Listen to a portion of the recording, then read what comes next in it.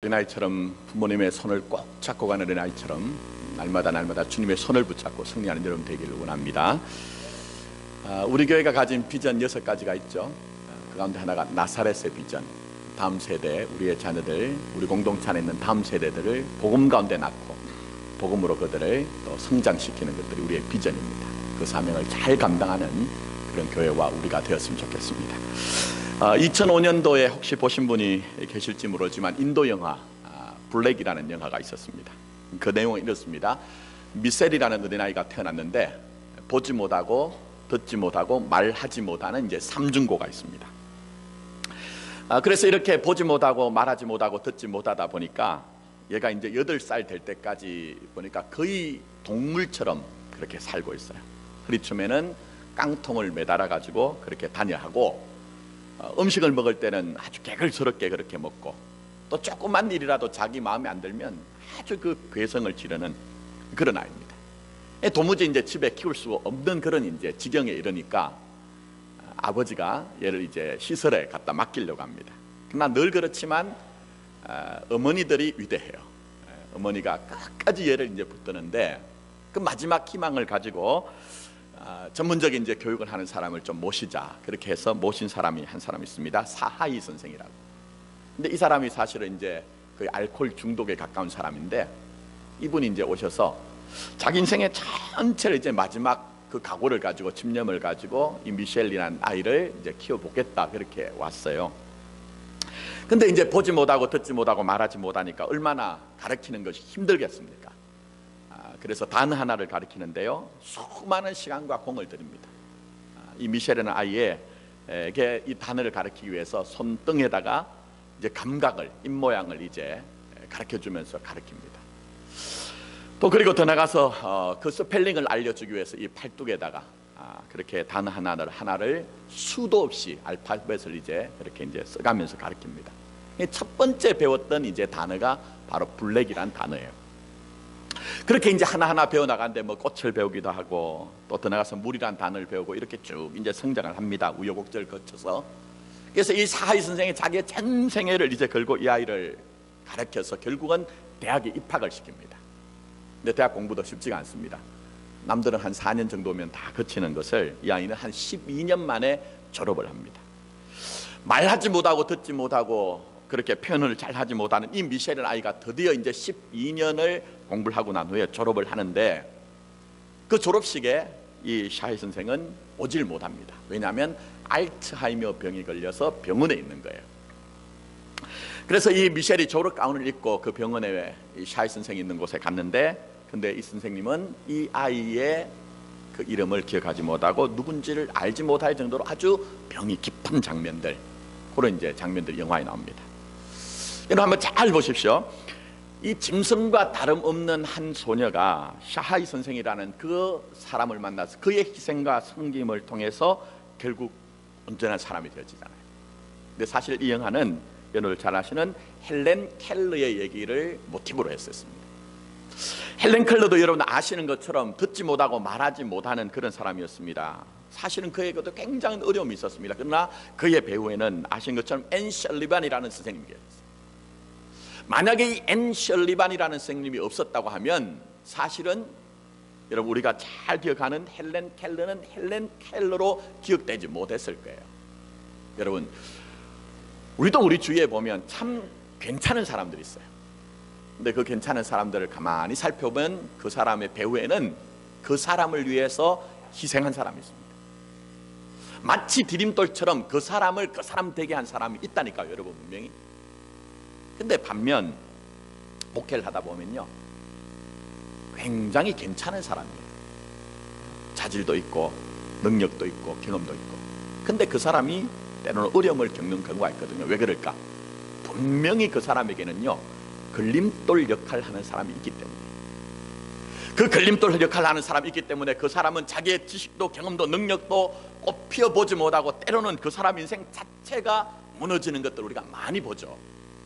그래서 우리는 우리의 자녀들, 우리의 공동체 안에 있는 다음 세대들이 디딤돌 같은 사람들을 좀 많이 만났으면 좋겠어요. 그런 복이 있었으면 좋겠다는 겁니다. 자, 그런데 사람이 만나는 가장 원초적이고 근원적인 디딤돌과 걸림돌 역할을 하는 사람이 있습니다. 그게 누굴까요? 부모입니다. 부모. 그러니까 어느 누가 부모님들 중에 자기 자녀들에게 나는 걸림돌 역할을 하겠다고 하는 사람은 아무도 없어요. 그러나 많은 경우에 자녀들이 가장 가까이 있는 부모님들 때문에 걸림돌이 되는 경우가 있더라는 거예요. 제가 상담을 하다가 보니까 예전에 예를 들면 부모님들이 나에게 남겨준 그 정서적인 어떤 유산 때문에요, 자기도 알지 못하면서 굉장히 힘들어하는 사람들이 있어요. 한 번은 이런 일이 있었습니다. 어떤 분이 저한테 와서 신앙 상담을 해요. 목사님, 제 신앙이 좀 문제가 있는 것이 아닙니까? 왜 그러세요? 저는 하나님 아버지 이러면 제 안에서 하나님을 향한 어떤 막 사랑이 일어나는 것이 아니고 막 혼란스러움도 일어나고 또 때로는 그 안에서 막 어색함과 거부감과 분노가 일어난다는 거예요. 이걸 알지 못하겠다는 거예요.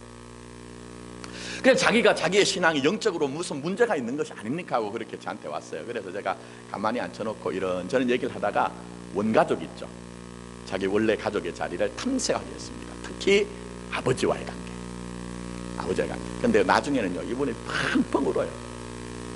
펑펑 울어요. 왜 그랬느냐, 아버지가 굉장히 어릴 때부터 율법적이었어요. 또 폭력적이었어요.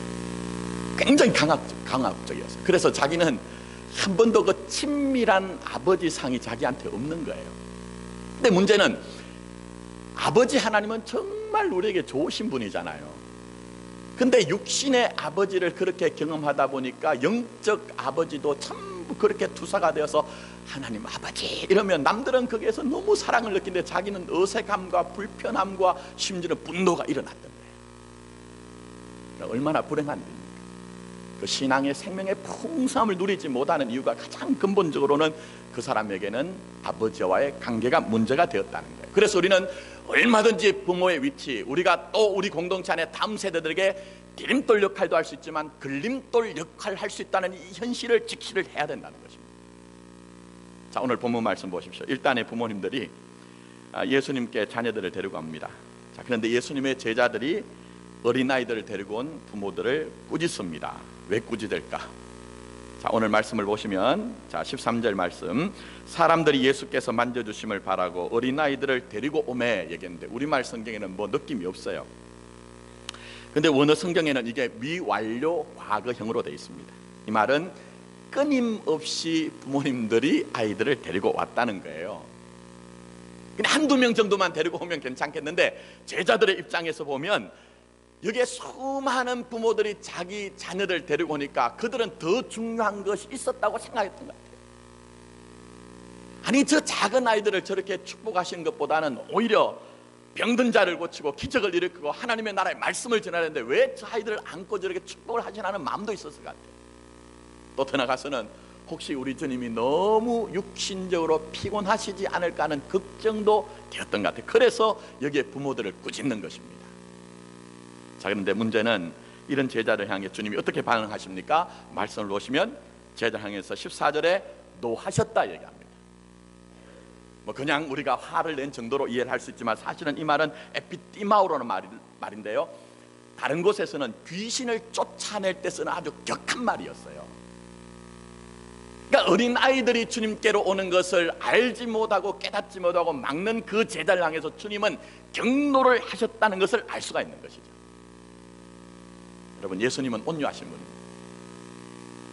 그래서 웬만한 일 가지고 성경에 보시면 노를 내신 경우는 잘 없습니다. 성경에 한 두 번 정도 나와요. 한 번은 성전을 정화하실 때, 그리고 이 장면에서 등장하는데, 심지어는 주님의 제자들이 다 배반하고 떠나는데도 주님은 분을 내시지 않았거든요. 대단하시지 않습니까, 여러분? 가룟 유다가 그 배신의 키스를 입맞춤을 할 때도 분을 내시지 않았어요. 로마의 병정들이 우리 주님을 채찍질할 때도, 십자가에 못 박을 때도 우리 주님은 분을 내시지 않으셨어요. 그런데 지금 그 어린 아이들이 주님께로 오는 것을 막는 제자들의 행동에 대해서는 굉장히 경노하셨다는 것은, 여전히 우리의 자녀들이나 우리 공동체 안에 있는 다음 세대들이 주님을 만나게 하는데 우리 자신이 걸림돌이 된다면 주님은 화를, 분노를 내실 것이라는 것입니다. 자, 그럼 우리가 어떻게 해야 우리의 자녀들이나 우리 공동체 안에 있는 우리가 책임져야 되는 다음 세대들을 주님께로 데리고 가는 그러한 역할을 감당할 수 있을까? 자, 먼저 주님께서는 부모님들이나 교회 안에 있는 기성세대가 먼저 믿음의 가치, 영적 가치를 소중히 여김으로 우리의 자녀들이나 다음 세대들에게 걸림돌이 아니라 디딤돌의 역할을 하라고 말씀하세요. 자, 13절 말씀 다시 보시기 바랍니다. 사람들이 예수께서 만져주심을 바라고 어린 아이들을 데리고 오매 얘기했습니다. 여기 등장하는 자녀들은 자기 자녀들을 예수님께로 데리고 오는 역할을 했어요. 근데 그렇게 데리고 온 이유는 뭐냐 하면 만져주심을 바랬다 얘기를 합니다. 근데 병행복문인 마태복음 19장에 보시면요, 더 정확하게 자세하게 기록되어 있습니다. 뭐라고 기록되어 있느냐? 안수하고 기도해 주심을 바랬기 때문에 자기의 아이들을 데리고 왔다. 이 부모들이 자기의 자녀들이 예수님이 안수하시고 기도해 주심을 바라고 이 자녀를 데리고 왔다는 거예요. 근데 유대인들에게는 이 안수가, 제가 자세하게 설명은 드릴 수 없지만 결론적으로 좀 종합해서 말씀드리면, 안수라는 의미는요, 수여자가 가지고 있는 어떤 것들을 안수함으로 피수여자에게 전가한다, 이런 의미가 있어요. 그러니까 무슨 얘기냐? 이 부모들이 자기의 자녀들을 예수님께 데려올 때는 예수님 안에 있는 어떤 것들을 우리의 자녀들이 좀 받았으면 좋겠다, 수여 받았으면 좋겠다는 마음을 가지고 왔다는 것이죠, 여러분.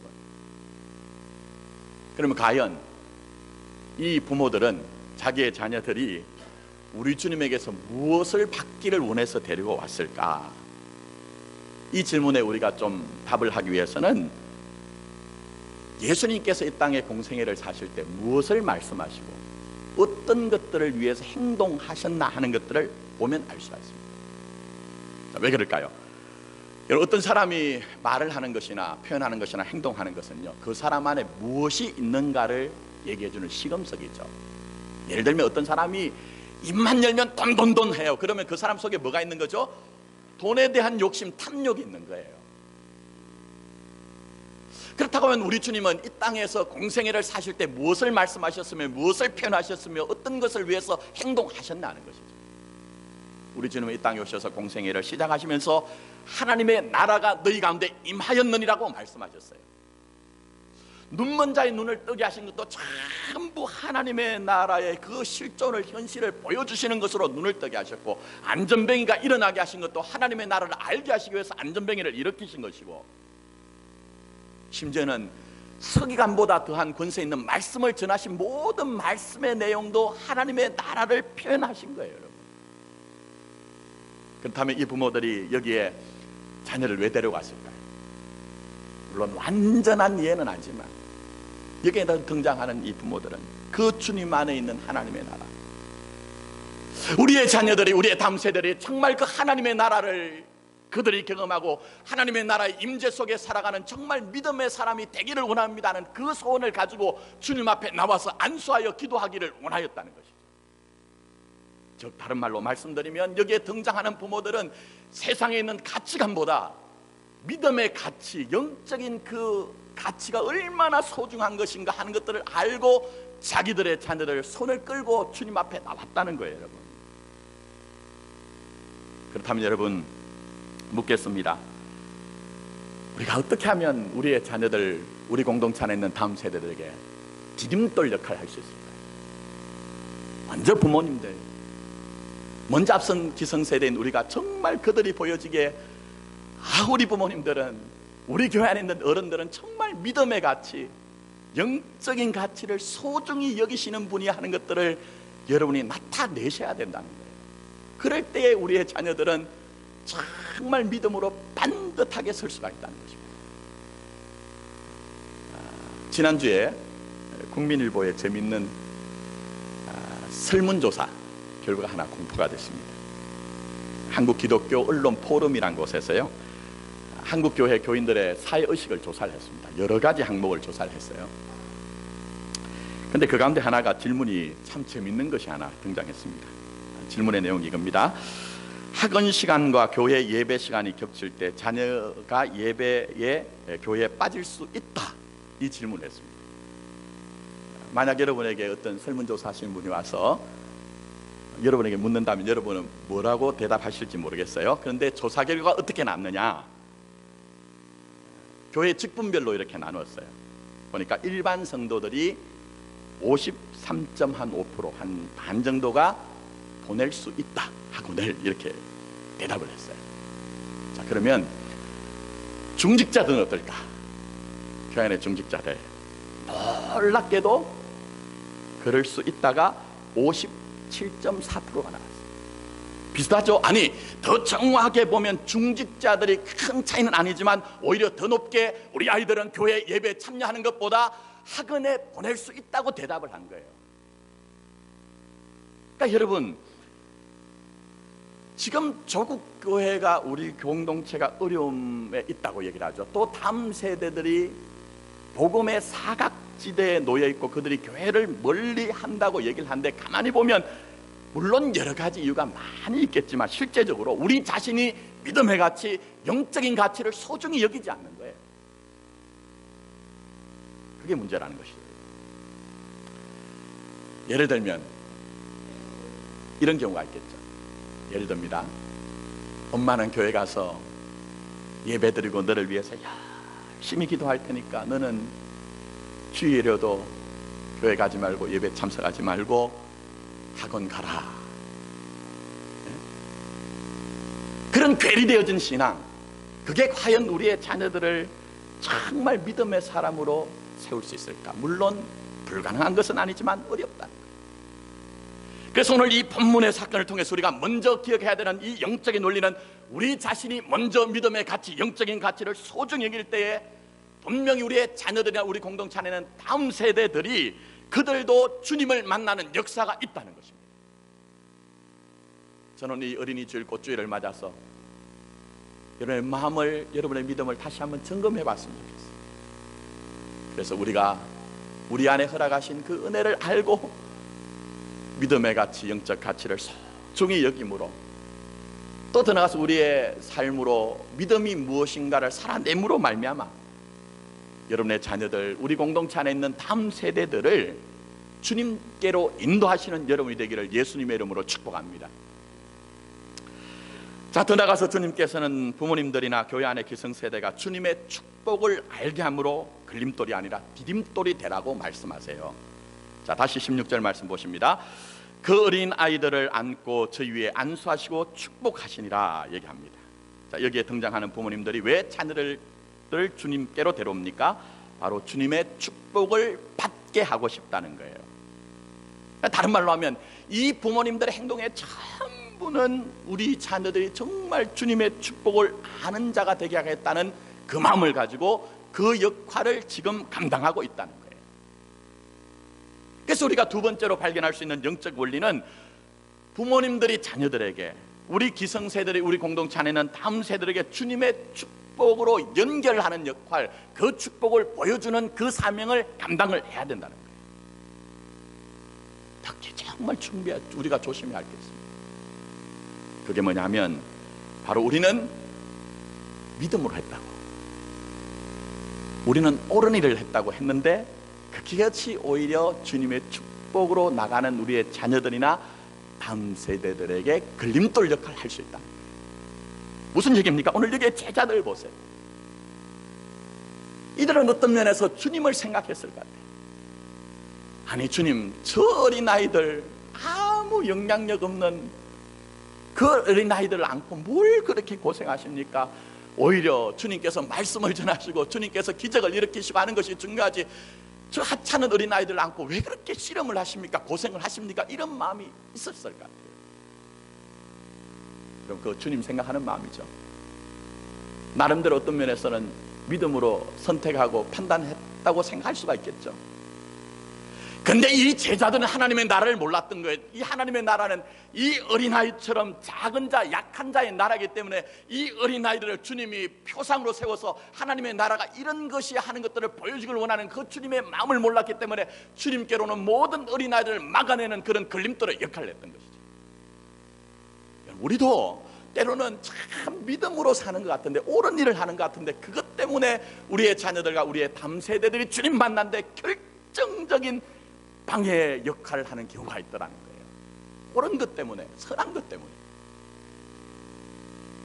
한번 돌아보셔야 됩니다.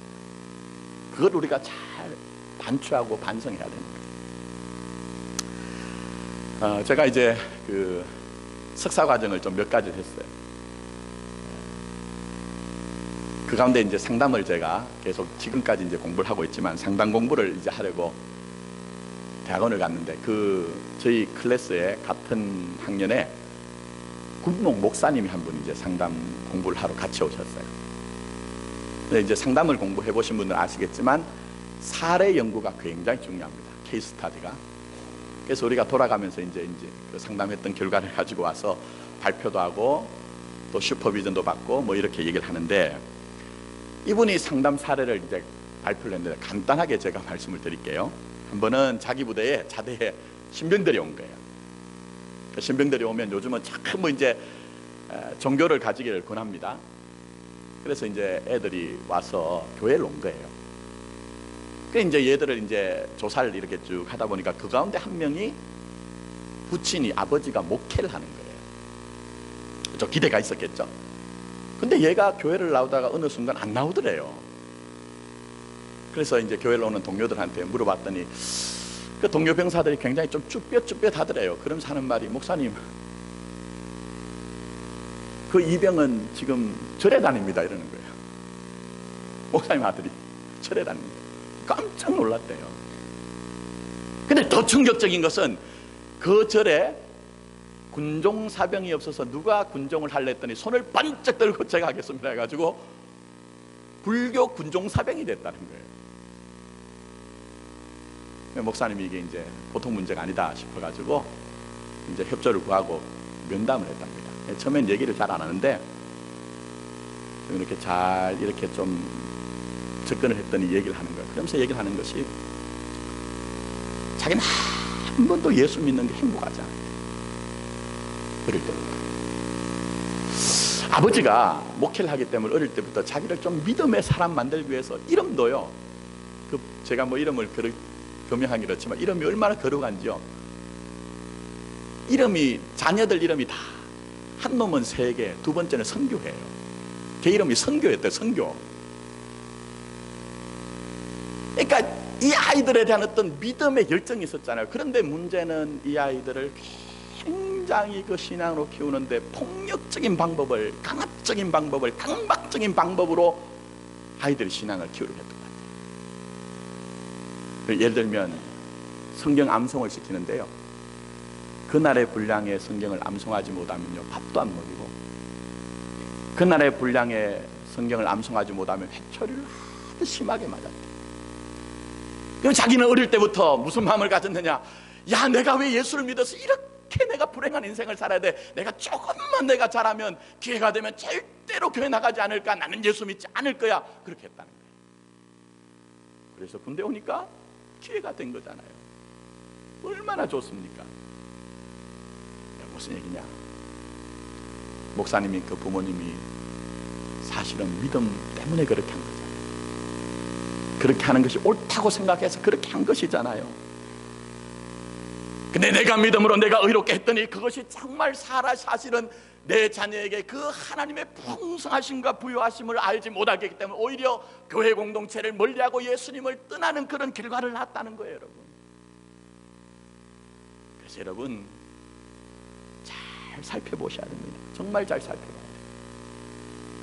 내가 오히려 내게 있는 그 믿음이, 내 안에 있는 그 의가 우리의 자녀들과 우리의 다음 세대들이 주님을 만나는데 결정적인 장애물이 되는 것이 아닌가, 걸림돌이 되는 것이 아닌가 살펴보고 정말 좋으신 하나님을 만나게 하는 그런 역할들을 저와 여러분이 감당해야 된다는 것입니다. 물론 이런 일들만 있는 건 아니에요. 제가 목회 현장에, 사역 현장에서 보니까 가장 결정적인 거는요, 신자의 삶에서 신자의 모습이 보여지는 것이 아니라 불신자의 모습이 보여질 때 우리의 자녀들, 우리의 다음 세대는요 결정적으로 신앙의 어려움을 가집니다. 제가 과거에 이제 청소년 사역을 했습니다. 저는 지금도 다음 세대들에 대해서 목숨을 걸고 싶어요.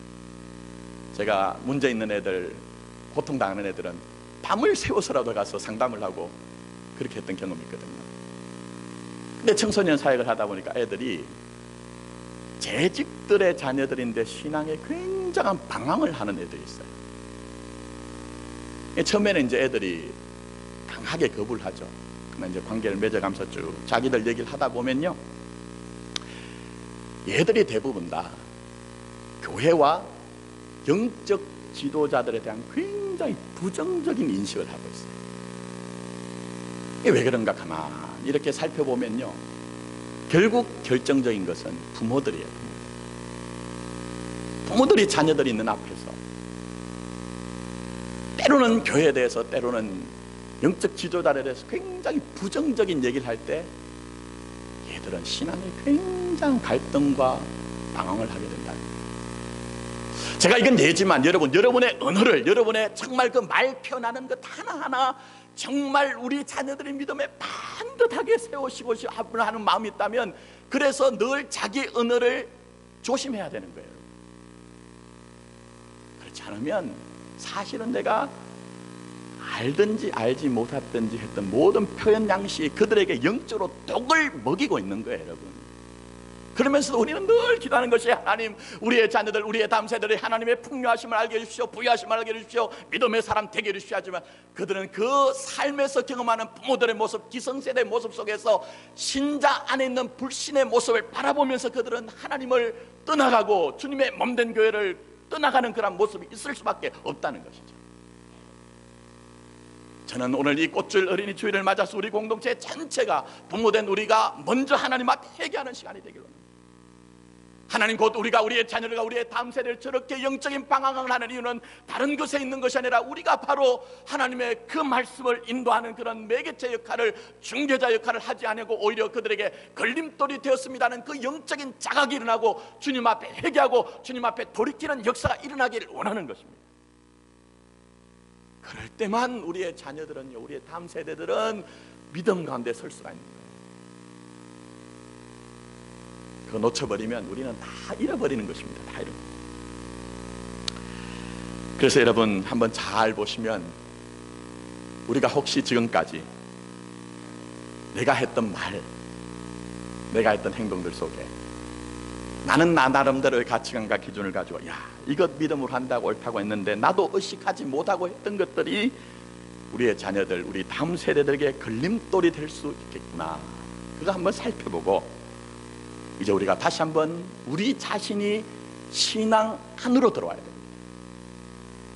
그 사람의 신앙 아닌 속 사람의 신앙, 두 개로 나누어진 그 두 마음을 품은 신앙이 아니라 전부 한 마음으로, 온전한 마음으로 주님을 섬기는 신앙이 될 때 우리가 말하지 않아도, 그들에게 강박하지 않아도 우리의 자녀들과 우리의 다음 세대를 전부 믿음의 사람이 되어질 것이라는 것입니다.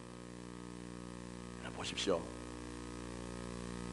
내가 지금 예배를 누리지 못하는데 우리의 자녀들, 우리의 다음 세대를 보고 너희들은 영과 진리로 예배 드리는 자가 돼야 돼 한다고 해서 그들이 진짜 예배자로 거듭날까요? 내가 문제가 있을 때마다 주님 앞에 엎드리지 못하고 전부 세상적인 방법을 쓰면서, 얘들아 너희들은 삶의 어려움이 올 때마다 하나님 앞에 눈물로 기도하는 사람이 돼야 되라고 한다고 그들이 기도의 사람이 될까요? 절대로 그런 일은 일어날 수 없습니다. 그래서 우리가 먼저 믿음의 사람이 돼야 되는 이유가 거기에 있는 거예요. 사도 바울이 에베소 교회 성도를 향해 축복하며 기도하며 눈물로 중보하는 것이 무엇입니까?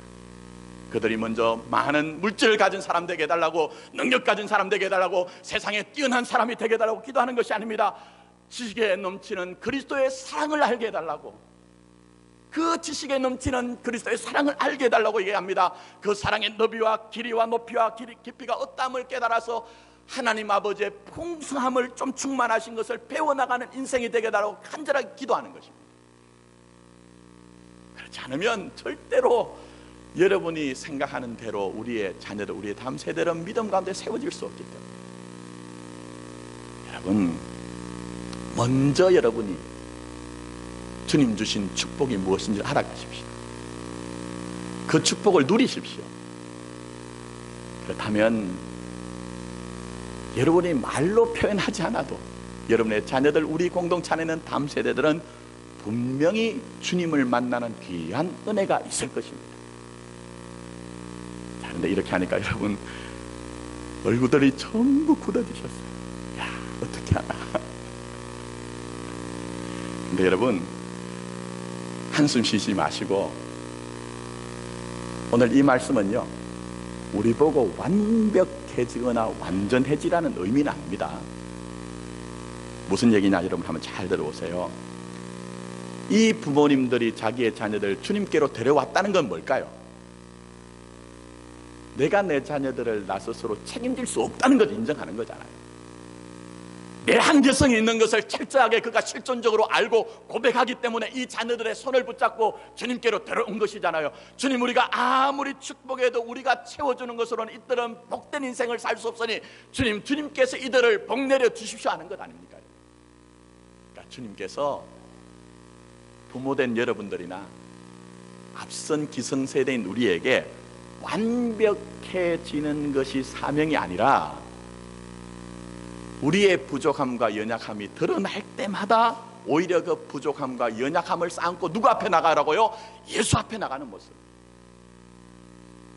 그래서 여러분의 자녀들과 우리 공동체 안에는 탐세들에게 우리는 우리 자신을 의지하는 자가 아니라 주님만을 의지한다는 진짜 신앙을 보여주기 위해서 몸부림을 치라는 거예요, 여러분. 그래서 중요한 것은 궁극적으로 나의 나 된 것은 누구의 은혜라고요? 하나님의 은혜다.